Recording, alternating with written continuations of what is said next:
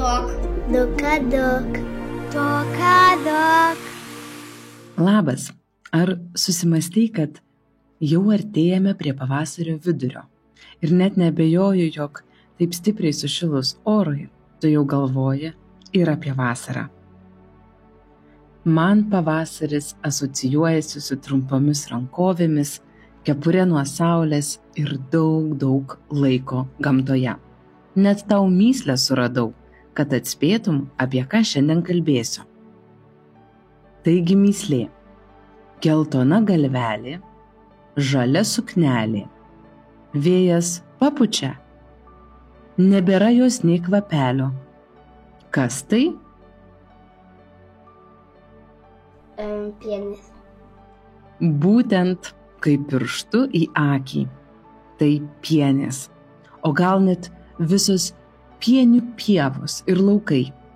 Priklausomai nuo oro ir saulės, tai pienis skirtingose šalyse pasirodo nebūtinai vieno pavasario mėnesiu, bet pavyzdžiui Lietuvoje jau gegužės mėnesį, kai viskas žaliuoja, tai ir pievos nusidažo tarsi geltonomis pienių paklodėmis.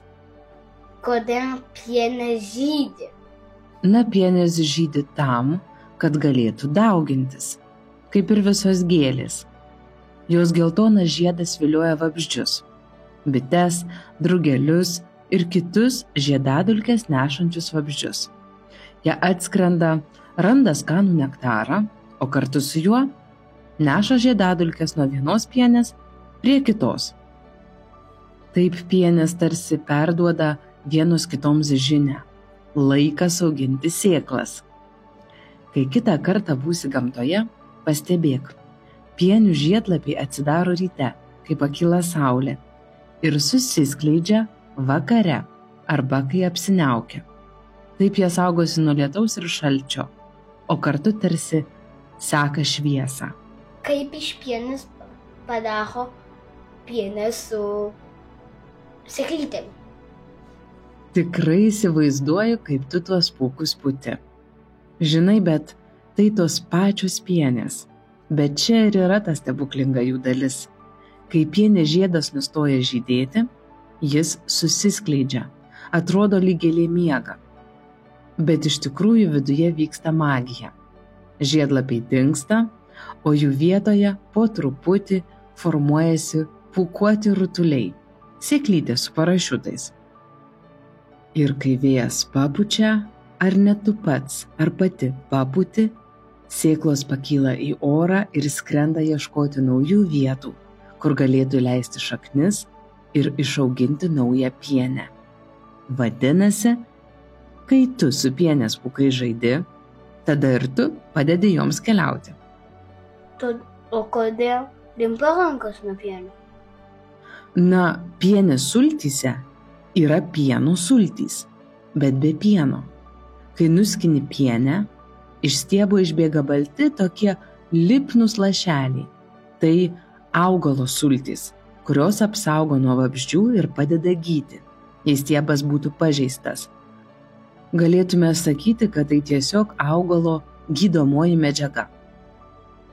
O dabar atidžiai klausyk ir pasitikrink, ką šiandien sužinojai. Pirmas klausimas. Kokiu metų laiku žydi pienis? Atsakymas A. Rudenį. Atsakymas B. Pavasarį, o kartais net vasarą. Atsakymas C. Žiemą.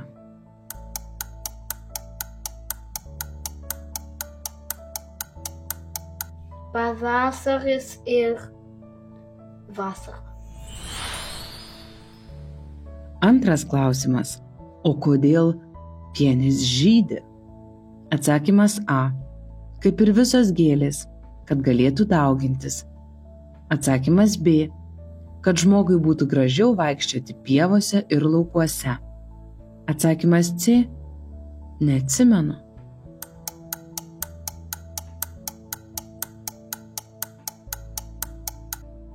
Atsakymas A. Trečias klausimas. Staigmena. Kaip manai, ar pienės valgomos?